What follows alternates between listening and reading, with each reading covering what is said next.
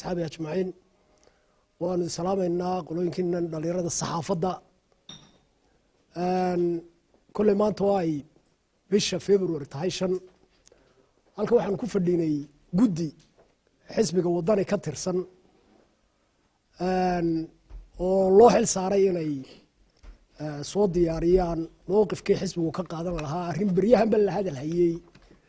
oo wararkeeduna aad isu soo tarayaan dhawaanna wasiirro xukuumadda ka mid hibadee ay kolle miidiyaha aad uga sheegeen oo la xidhiidha saldhig dowladda xukuumadda somaliland ay ka bixinayso saldhigga berbera dekeda berbera oo ay la leeyahay waxa la siinaya dowladda imaaraadka arrintaasoo wasiirra ay ka hadlayeen mowqifka xukuumadda difaacaya ay ku bixinayso saldhigga ayaa runtii halkan guddidan loo xisbigu u xil saaray inay mowqifkii xisbigu ka qaadan lahaa ka soo diyaariso mas-uuliyiinta halkan fadhido mas-uuliyiintii xisbiga oo dhinacii sharciga oo xubno golaha ay ka mid yihiin oo xubno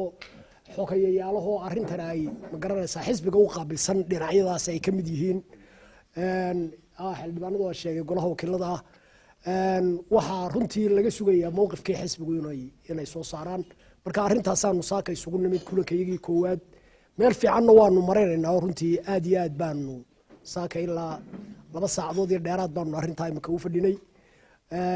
almost ugu yaraan waa dhawaysanay haddii la yidhaha mowqif cad baa dhaqso ka soo bixi doona xisbiga arrintaa markaanu hoggaanka ku celino iyo guddigii fulinta ee xisbiga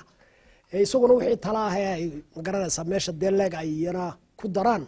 mowqifkii xisbigaa si rasmi ah u soo bixi doona intaasaanu idin ogeysiinayna in shirkayagana saa ku saabsan yahay